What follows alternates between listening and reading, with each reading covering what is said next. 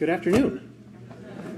I'm Andy Rich. I am the Dean of the Colin Powell School here at City College, and it is my distinct pleasure to welcome you to this very special event, Art, Activism in the 1980s. It's an installation of an exhibit of Keith Haring's Apocalypse series here at CCNY. It's a pretty exciting day for us. So, over the past 5 years, many of the people in this room have done something very special. We have helped to give voice, visibility, and power to our LGBTQ students at City College. We have started an LGBTQ Student Center under the extraordinary direction of Jake Nill, who's with us today. We have launched the Mixner LGBTQ Equality Fellowship under the inspiring direction of Jennifer Light and Debbie Chang. Debbie's also with us today. We have launched more courses that examine LGBTQ history and movements for change than ever before at CCNY. It has been a remarkable and an absolutely wonderful moment, and I have been so proud to be a part of it. And we have done all of this because students called for it. They told us to do it, and they did it with us. They wanted more programs, more systems of support, more visibility, and students have been leaders and co-creators in all of what has been built here over the past 5 years. What we have built has reached across our campus, every school and division, and it has reached across all of CUNY. Many of the 25 campuses, their faculties, the staff, and most importantly, the students. Early on in building all of this, we had a vision. We had campus leadership. We had broad-based campus participation, and we had a lot of ideas. But we needed partners to support this work financially and with a matching vision for what we could achieve for our students, for CUNY, and for the communities of New York City that we serve. And we found that by great good fortune in the Leonard Litz Foundation. Based in Connecticut and founded by Elliot Leonard and Roger Litz, the Leonard Litz Foundation exists, quote, to help LGBTQ people fulfill their potential. That's a quote from their mission. Early on, Leonard Litz made a grant to support our work, and they have renewed it and grown its size ever since. Without them, the work that we have done that I just described could simply not have happened. And we are joined today by Colin, who's the Foundation's Executive Director and a trustee, and by many of the Foundation's trustees. And I want to invite you to stand, if you don't mind, to be recognized. Thank you all very, very much. They have become partners and they have become friends, and they are steadfast believers in all that we do and in our students, and in the positive change that we are making. And I'm going to have more to say about that later. But I introduce them now because if you're wondering where all of this came from, it came from them, the Leonard Litz Foundation. Last fall, they surprised us with the gift of this art. It's an extraordinary collection. In fact, more than one full collection of the Apocalypse series by Keith Haring. There are more pieces just down the hall in the LGBTQ Student Center, and I encourage you to check them out when the event ends. We're going to learn a lot about the Apocalypse series today, and we're here to celebrate an exhibition of art that was important at a key moment in the movement for LGBTQ rights in the United States. And we celebrate this gift of art to CCNY and to CUNY and really to our students. This art is here so that students will spend time with it and will learn from it and be inspired by it. It's really quite extraordinary and quite moving for me and I think for a lot of us. So it is with thanks to Elliot and to Roger and to Colin, the entire board, and with thanks to the students, staff, faculty, alumni, everyone who has been part of building the movement to support LGBTQ students at CCNY and CUNY that I welcome you to today's event. You're in for something I think that's very special.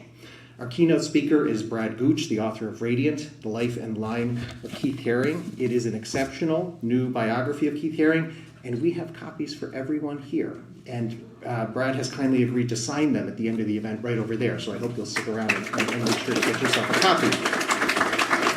We are going to hear from Gil Vasquez, who's the leader of the Keith Haring Foundation since its creation in 1990 and who was a friend of Keith Haring. And we have a special guest in Brad Walren, an alum of the Colin Powell School and someone who has written a poem for the occasion. And I promise you we're not going to keep you here till 9 o'clock. We can do all of this in a fairly tight frame. We are going to begin with the leader of our campus, Vince Boudreau. He's the president of City College. He is someone who has enthusiastically supported and helped to lead every step forward for LGBTQ students on this campus over the past 5 years. Thank you all for being here. Welcome, and let me turn it over to Vince.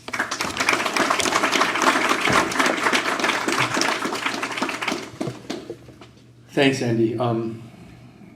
Andy gives me a lot of credit for this, but everybody in this room knows that he put this whole project on his back when he became dean. So, round of applause for Andy.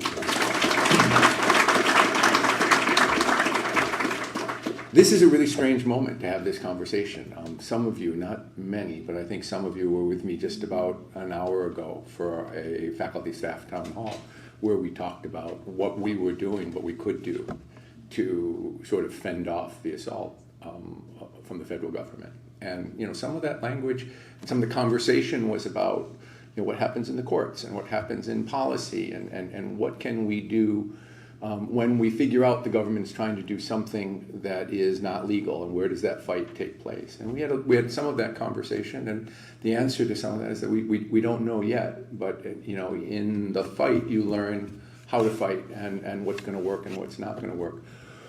But a lot of the conversation really came down to kind of two things. And one was some of the worst things that are happening now that are direct affronts, not just to the LGBTQ community, but to people of color and people that are interested in things as seemingly innocuous as environmental justice and climate change. That in some sense what you have to do is counter with the stories of the human toll that this takes on. So there's a legal side, there's a policy side, there's also an advocacy side. And to stand in front of this collection and know that we have more of it really brings to mind the way that Keith Haring did his work, the immediacy of it, the way he connected so much of what he did, not just to themes of social justice, but to social justice practitioners. One of the questions I got more than once in response to a particularly loathsome policy that came out last night was, what should we do and how can the college protect me if I violate this rule? And the answer is we don't know how and to what extent we can protect you if, for instance, the Justice Department decides you're doing something illegal and they come for you. And it has an awful lot to do with what your risk tolerance is. How much of that struggle are you willing to take on your shoulders? But this is an example of what it looks like to take that on your shoulders. And I think being here is an example of what that looks like. And you can't leave this room, I hope, even now, but certainly after we hear more about Keith Haring's work and life, without, I hope, bolstering our courage and our willingness to take on some of the risks of standing up for things that we believe in. So this is, for me personally, it's fantastic to come out of that, in some ways, terrible conversation and look at this glorious work. So thank you to the foundation. We are so grateful for this donation and really for the timing of this event as it comes down. So thank you. I'm honored to be here. I'm thrilled for the campus and for what it's going to expose our students to, and deeply, deeply grateful for your insight, but also the trust you put in us as a steward of this artistic work. So thank you.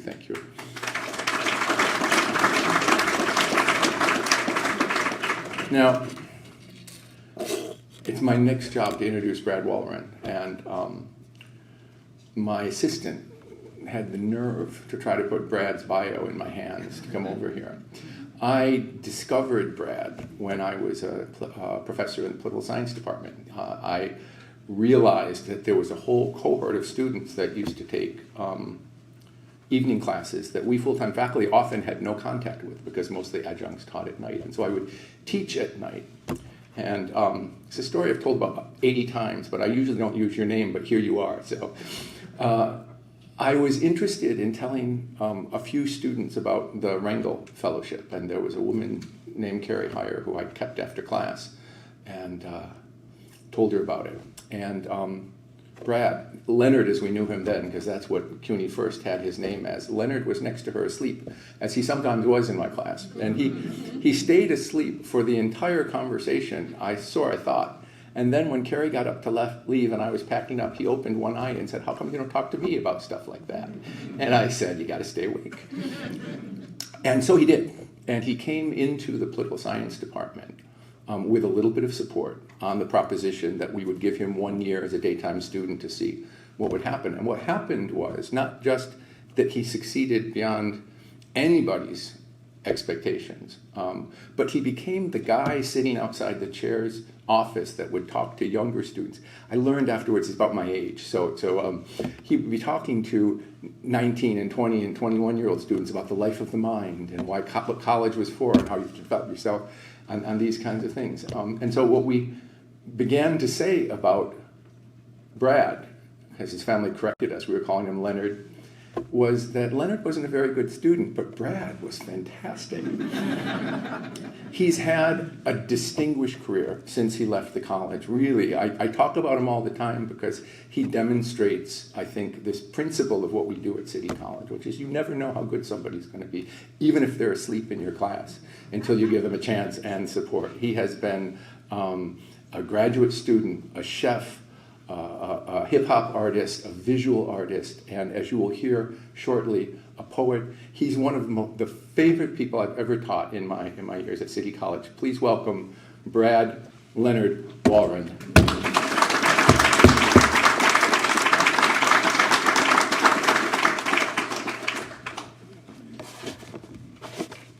Greetings. I am awake.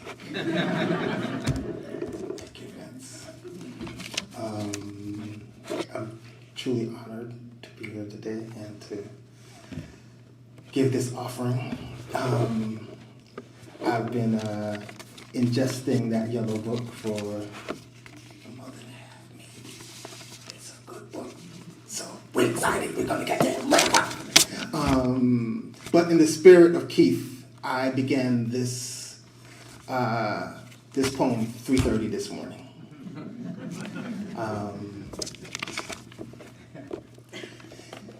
It's called A Time for Drawing.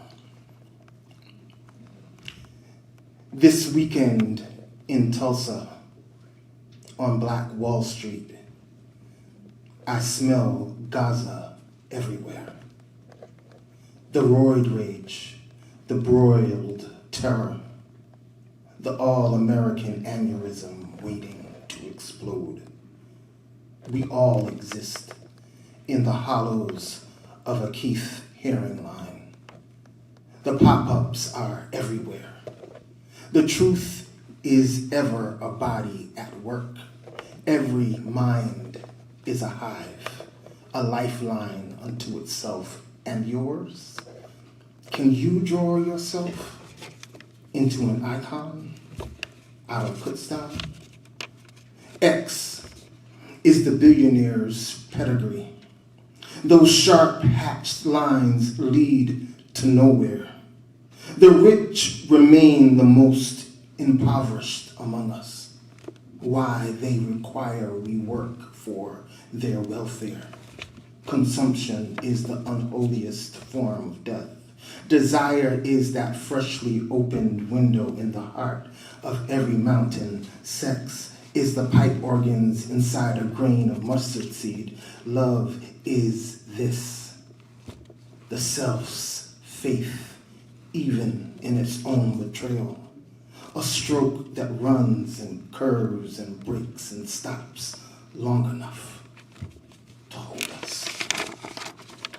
It is the wandering for me.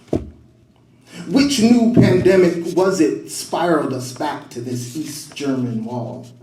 This piglet presidency, this blow-up Tesla doll flapping in the dead wind, this microwave TV, this dumbed estate, this denied vaccine, this war race run through the cracked American mirror. White supremacy is our filthiest sheet, our bloodiest canvas. The straw hate on the prairie rims the empire's fault line. The AI bros and the ancient aliens wish to conjure a purer bloodline. Banish the undocumented to their cliffs. A cleaned nation, they tell us, will somehow absolve us of our sins, the capital guilt, the bloodlet erasure, the high sanctimony accrues. Our history is our profoundest cover-up. Everyone knows it. Living just might make artists out of all of us. Question is, what are we going to draw with it? How hot can an earth get before it leaves us? How high can a tariff climb before its knees give out? Before the headless stop running us all into the ground? Before the billionaires stop gorging on all the world's sense? Before these platforms eke an apartheid out of all of us? Is the genocide waltz and the Tower of Dumb the only thing left on TV? Ain't we bored yet of the foolishness? Anti-trans is anti-human. The planet is begging us for a transition into something else. To imagine is the true human inheritance. Every system of oppression measures in brain rot. The Homo sapien lifespan is the history of vaccines. Pandemics outspell the best and worst of us. I want to die in the future. I refuse to perish in the past. Every mountain I will ever climb, the Sherpa and the AIDS goes with me. We wish to survive the next pandemic. We wish to escape the noose they keep drawing around our existence. Don't you? Keith knew. Truth frequents the darkest of places. Our inner earth is radiant enough for rescue from the worst of ourselves. We are a gaggle of Madonnas and Graces and Jones. Artists, activists, addicts, suckers, and saints. The Nazis and the fascists have come back to town. They will bore us to death with their desiccant madness if we let them. Greenwood and Gaza is what they think of all of us. Look how they herd us in. Look how they burn and bomb and sell our history for nothing. Nothing at all. Keith's vocation keeps calling me back to the present, where our children always intuit the truths we speak and the lies we do not. The young are the heart and hologram of any resistance, the light giggling on their tongues, glowing primary colors echoing their resonances. Don't you dare look back. Fall into the future laughing. The pandemics do not destroy us. We are too busy doing that to ourselves. This don't matter what they tell us. This is the time for drawing. Which forms will you choose? Keith Haring never stopped, and neither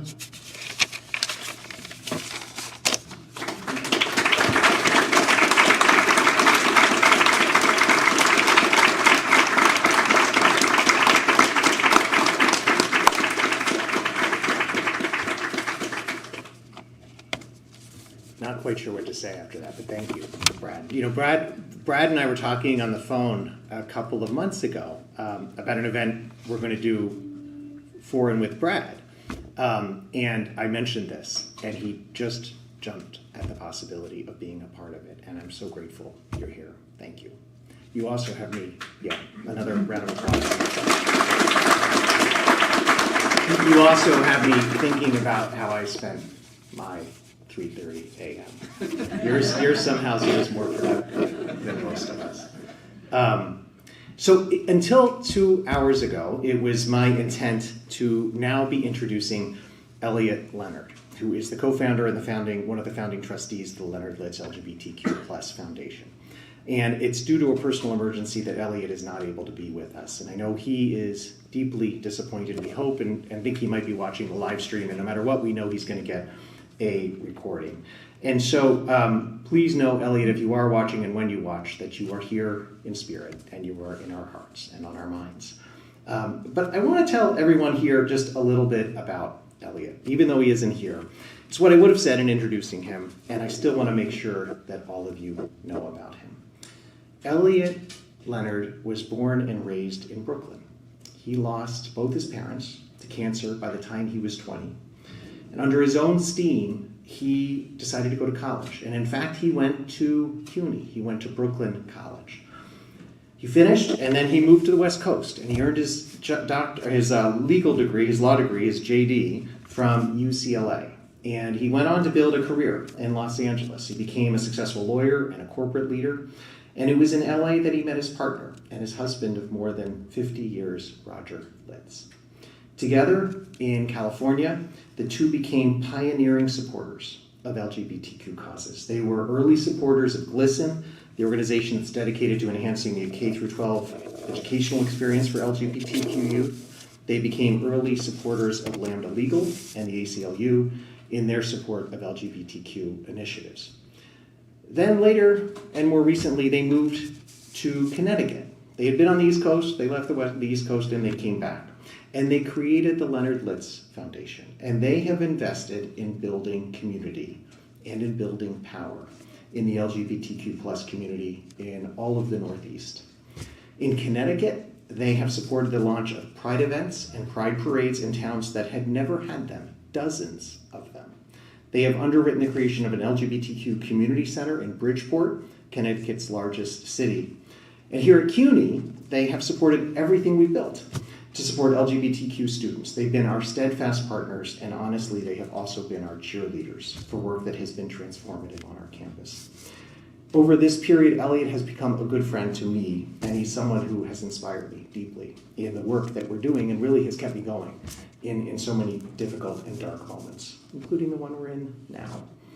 When I was in college, which was the dark ages of the last century, I was in the closet for all 4 years. In fact, I didn't come out until 2 years after college. My campus did not have an LGBTQ student center. It didn't have anything to make me think that being gay was in any way an asset in life rather than a deficiency. It took me decades, really, to figure that out. Elliot went to college in the dark ages, too, but he figured it all out much sooner than I did. And I think he did it much sooner than most people did back then. And in just how Elliot and Roger have lived their lives, they have been true pioneers. His commitment and ours is to making sure that our students who are part of the LGBTQ community know what a joy it is to be in this community and to know that from the earliest point possible, from the minute they arrive on campus. That is happening here, thanks to the support of the Leonard Litz Foundation. And in all that Elliot does, he sets an extraordinary example of confidence and clarity of purpose. His leadership is quite simply exceptional all the time, and it's inspiring. In especially dark moments like what we're in right now, and where we have innumerable threats to the most vulnerable among us, we can think about what's possible. Elliot and the foundation, as I said earlier, and I think as you're going to really come to realize, they gave us this art so that it could be experienced by our students, so that it could inspire students, so that it could remind students during dark times that activism matters and positive change can happen. And the exhibit's going to be on display here at CCNY, and then it's going to travel across CUNY in the years ahead. We're going to offer special courses where students will have the chance to experience the art up close, to actually examine it in depth, and to consider its power and its impact from every angle. So a huge, huge thanks to Elliot. I hope you're watching. I know you will at some point. And I share thanks to everybody at the Leonard Litz Foundation. They are folks who are role models in our community. They are courageous, they are visionaries, and you're all treasured friends to us. So that would have been my introduction. Now, I know, that would have been a great introduction. He's going to watch it at some point, so, and if not, I'm going to email it to him. Now, Elliot, and in a minute I'm going to invite Colin to make a few remarks. Elliot, in sharing that he couldn't come, sent me a string of a couple of emails to let me know what he would have said And I think he let Colin know what he would have said too. We're not sure if it's the same thing, but I do feel like I want to share what he told me that he would have said. And he wanted to make sure that everybody here knew that this art is named the Apocalypse series because it was produced after Keith Haring learned he had HIV and AIDS. I think you're going to learn much about that today. He had lost many friends, associates to AIDS, which at the time was essentially a death sentence. And this Eliot wanted to make sure you knew. And it was at a time that the government, our government, was doing little about it. And in fact, as Eliot pointed out to me, it was a time when our government was lying to us, much as Eliot says, as it is doing today. And Haring's activism through art was to mark that moment, the AIDS pandemic, as the beginning of the apocalypse. It was a dark and a scary time for Haring, for LGBTQ people, for people with HIV and AIDS, and it is also the case that this art and this activism was part of what turned the tide in this country. It contributed to movements for change, and these movements, given energy in the 1980s, fueled the progress for LGBTQ Americans and those living with HIV and AIDS in the decades that came after. So in this art, there's fear, there's dismay, but there is hope too. And Eliot hopes all of you, and especially our students, will find hope for the future now with his art and in community with one another. It is now my pleasure to introduce Colin Hassan, who is the executive director of the Leonard Litz Foundation. He is a writer, a scholar, a teacher. He is someone who has been involved in public service his entire career. And you were originally, if I'm not mistaken, from Trinidad and Tobago, a path that many of our students have taken to City College. So, Colin, thanks for being here. I'm going to tiptoe and be so tall. Thank you, Andy. Thank you, everyone, for being here. And I want to say my own thanks to Brad for those words, which I think I needed. Many of us needed to hear today. I think in the moment that we're facing, it's a bit of a reminder. I think Vince intimated this earlier, and I think Brad exemplifies this. William S. Burroughs exemplifies this. We'll hear from the other Brad. That in times like these, storytelling is something that can save us. And I think there's a lot of talk these days about, separating the art from the artist, whether actors and actresses should get political when they accept their Academy Awards. I think there may be something to that. I think something like with somebody like Keith Haring, it's not possible to separate the art from the artist. The artist is the art. As Andy said, like this series is named in defiance of the HIV and AIDS crisis that ultimately took Keith's own life. So I think it's a really good reminder to us that the idea of separating politics from life is sometimes a fantasy that most of us can't do. Anyway. My name's Colin, and my job today is to just really bring remarks on behalf of the Leonard Litz Foundation, my colleagues Robin, Anthony, Will, and in particular Eliot and Roger, who deeply, deeply regret not being here in person. They are here in spirit and online, and whose philanthropy really occasions a lot of this event. They are definitely two of the most generous people I've ever known, probably will ever know. They had this idea that this series should be on this display at CUNY because they're nice people. But I think it's also because they realize that, like Keith Haring, there's so many of us for whom life is political, for whom waking up in the morning is an act of resistance. And especially now, for whom just living and going through our daily lives is an act of forcing hope and love in a world that sorely needs it. We at the Leonard Litz Foundation are deeply proud to be partnering with CCNY and with CUNY, with this exhibit and with the amazing plans that Andy and his entire team. I want to shout out Debbie and Abby and Jake and Vince, everybody who's been so supportive, because it's a testament to, as has been mentioned before, the students here at CUNY who are going to take that mantle, who are going to take this and run with it and become the leaders that we need them to be in this world, in this present that needs a slightly brighter tomorrow. So on behalf of Elliot, Roger, the entire Leonard Litz Foundation, I want to say thank you for being here, thank you for bringing this Elliot's vision to reality, and it's a pleasure to be here. Thank you.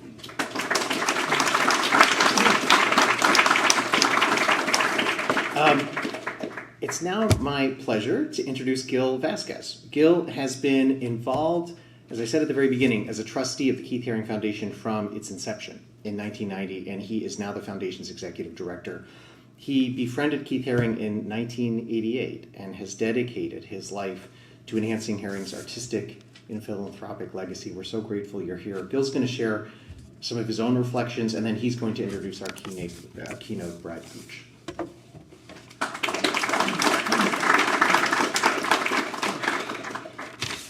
Hi everyone. Bear with me. Seeing the work behind me, it's kind of like being surrounded by a dear old friend. So it's really great that this is happening. So good afternoon. It's an honor to be here at the Colin Powell School for Civic and Global Leadership at CCNY to celebrate this incredible exhibition and the generous gift of Keith Haring's Apocalypse prints by the Leonard Litz LGBTQ Plus Foundation, which we are so fortunate to see on display this evening. This donation is not only a remarkable addition to the university's collection, but it's also a testament to Keith's enduring impact. His commitment to art, activism, and making his work accessible to as many people as possible. Keith believed in art's power to reach beyond gallery walls and into the lives of everyday people. His Apocalypse series, created in collaboration with William S. Burroughs, is one of his most striking works. Bold, urgent, and deeply reflective of the era in which it was made. To have these pieces here at an institution committed to education, social justice, and the LGBTQ plus advocacy feels especially fitting. It is also fitting that we have Brad Gooch with us tonight. Brad is not only a brilliant writer, but someone who has played a pivotal role in deepening our understanding of Keith's life and work. His biography, Radiant, The Life and Line of Keith Haring, is an extraordinary account of Keith's journey, his artistic genius, his activism, and the fearless way that he lived his life. Through meticulous research and vivid storytelling, Brad has brought Keith's legacy into sharper focus, ensuring that new generations can appreciate the full scope of his contributions. Brad is a writer, poet, scholar, whose work has illuminated the lives of cultural icons and visionaries. His previous biographies of figures like Rumi and Frank O'Hara showcase his gift for capturing the spirit of artists who have shaped our world. With Radiant, he has given us an intimate, deeply human portrait of Keith, a man who was as passionate about making art as he was about making a difference. Please join me in welcoming Brad Gooch.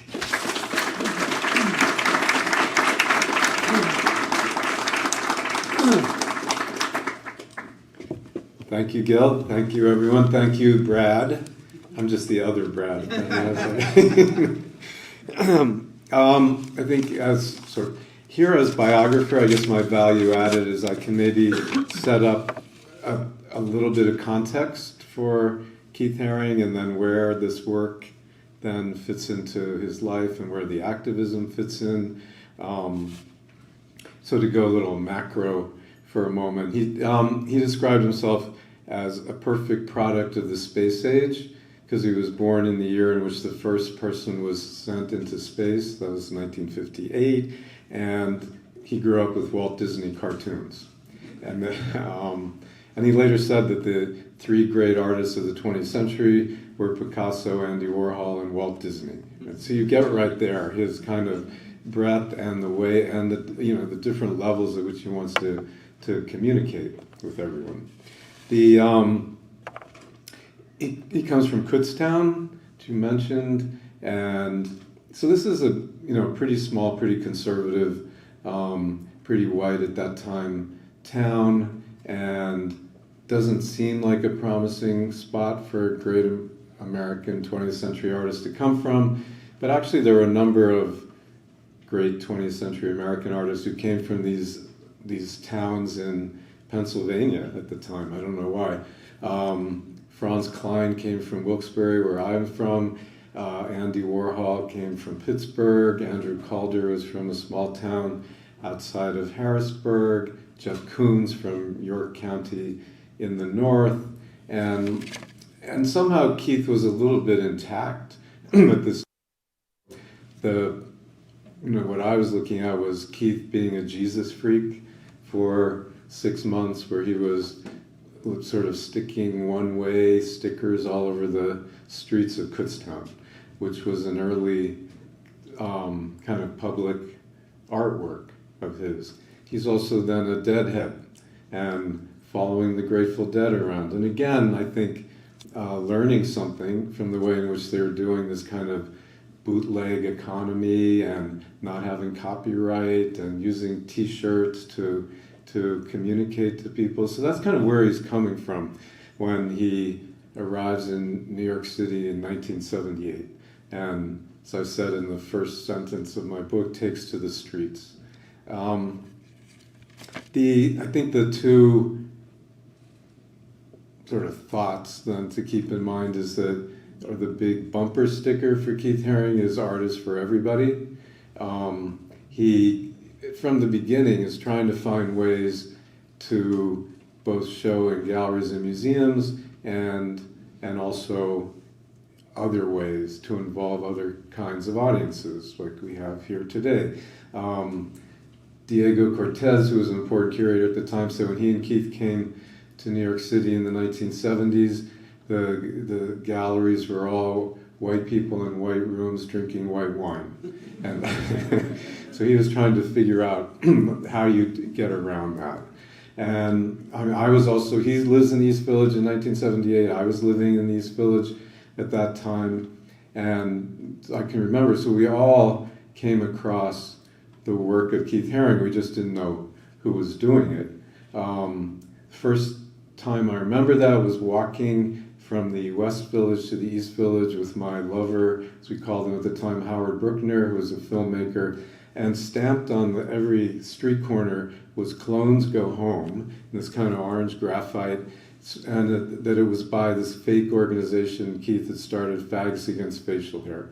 So this was like an inside joke in the gay community, not signed. Then at a certain point I started seeing kind of newsstand in Soho, these crawling babies going across, and so that was obviously a tag. We were used to a lot of street art going on at the time that Jean-Michel Basquiat was doing, and Jenny Holzer. Then Keith starts drawing in the subways, the black mat kind of fallow advertising spaces in chalk. And this is a project that he does over 5 years, and he does over 5,000 of these impermanent drawings. And that's really how he then sort of creates his own audience. He went to School of Visual Arts, and Kenny Scharf, who was there with him, said that half the people were annoyed at Keith Haring all the time because you couldn't open a closet and not find a Keith Haring. They saw it as kind of self-promotion. And Kenny said, well, it's just that he wasn't waiting for permission. They were waiting for permission to have a show in the school gallery or something. So that kind of spirit, which is an activism in itself, I think was key. When Haring has his first one-person show at Tony Shafrazi Gallery, he's 24 years old, it's on the CBS Evening News, which is unusual. It's partly because of the fresh art, but also because he was including, then hundreds of new people into the art viewing kind of world, where these street artists and kids and established artists mixed together. Also and then part of the kind of art that he was doing, there was one of the best retrospectives, I think, of his work was at the San Francisco Museum of Art, and it was called The Political Line.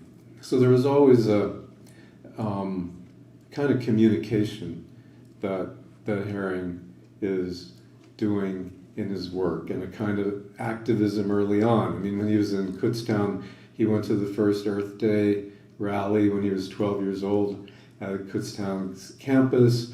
The 3 Mile Island nuclear meltdown was not that far from Kutztown. He went to the first anti-nuclear rally in DC. This is all before he gets to New York at age 20.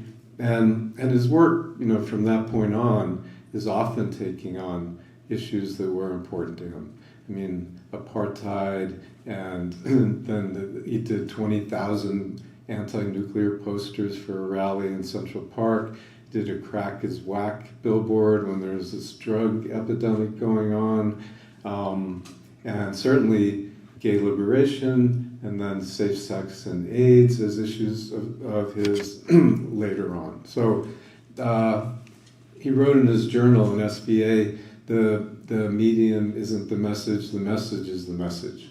So he's kind of taking on Marshall McLuhan there, that it wasn't so much the surface of the art that he was interested in, but he was very interested in this kind of the messaging and communication, which wasn't so much of what the general art scene was at that time, or certainly that we were coming out of. So this apocalypse work happens in 1988, and it's with William Burroughs, and this is important to Keith. He had first he went to the Nova Convention, which I remember going to too, in 1979 on 2nd Avenue, and it was a kind of poetry reading, rock concert in honor of William Burroughs. And this really inspires Keith in many ways. I mean, to really commit himself as an artist. Also, he got from Burroughs was doing this cut-up method, where you would take texts and rearrange them and things, and then Keith starts telling his stories on the subway that way. That if you can take 2 barking dogs following a baby, it means one thing. If you take 2 babies following a barking dog, it means something else.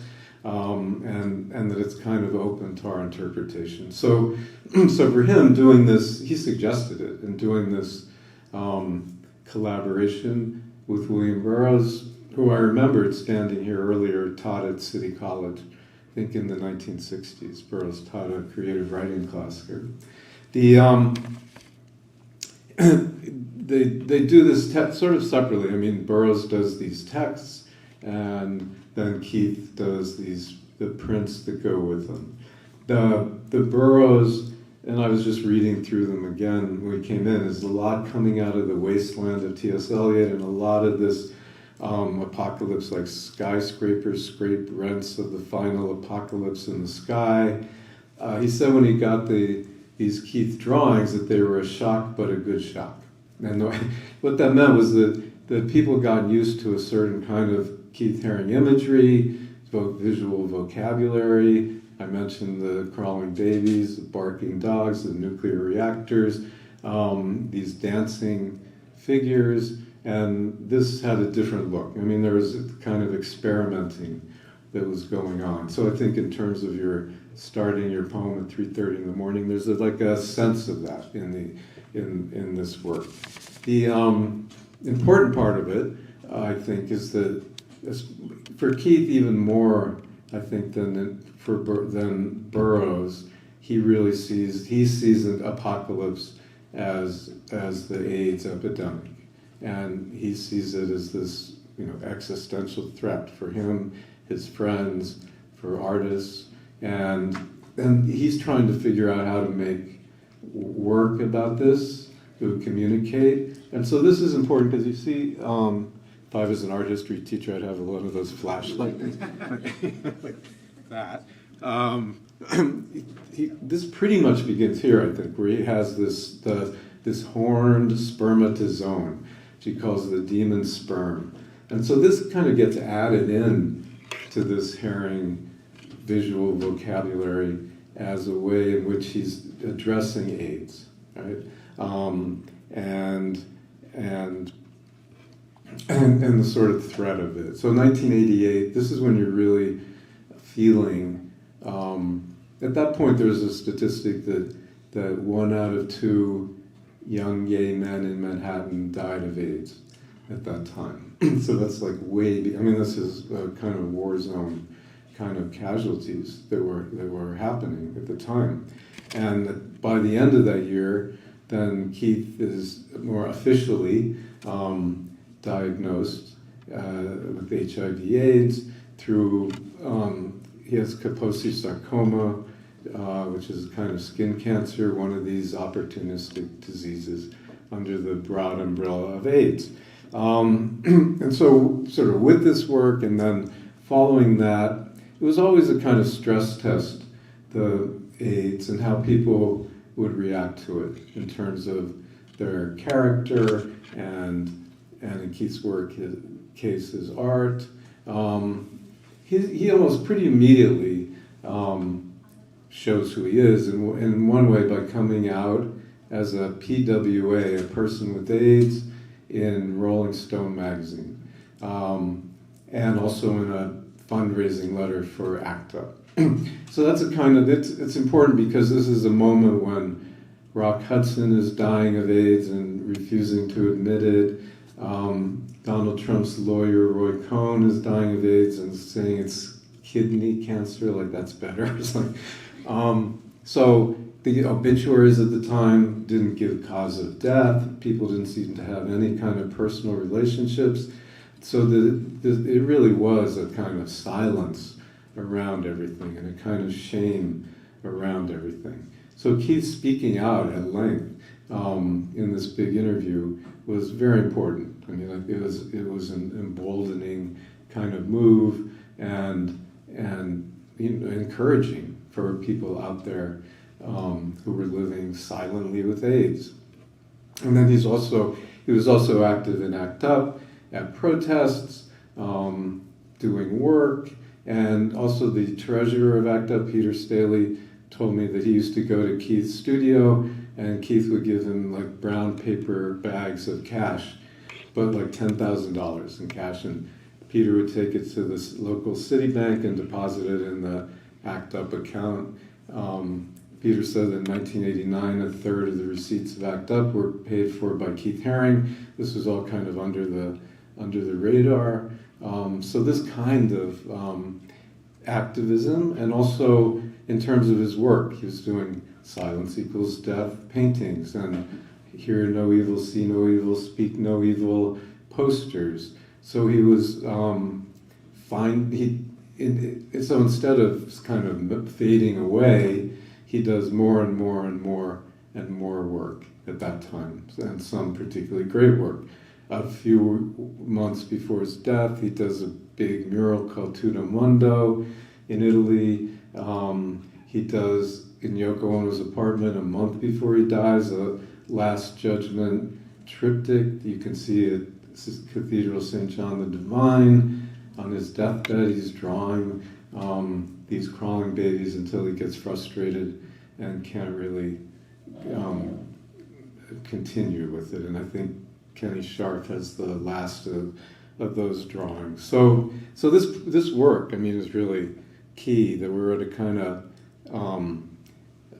and then today, a kind of mood intersection, I think, in terms of Keith Haring and his art and his activism, and the AIDS moment, which is still, we're still in the AIDS moment, especially considered globally. And now, I mean, the timing of this week, we're in this kind of mood, which I remember, this trepidation, that we're in an apocalyptic moment, that we could be in an apocalyptic moment. So it speaks in unexpected ways, I think, to now.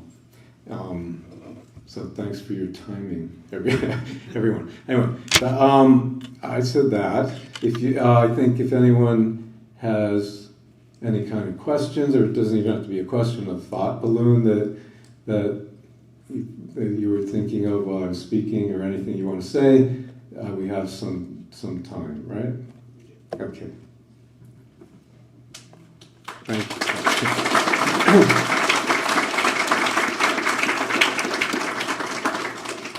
Thank you. Yeah.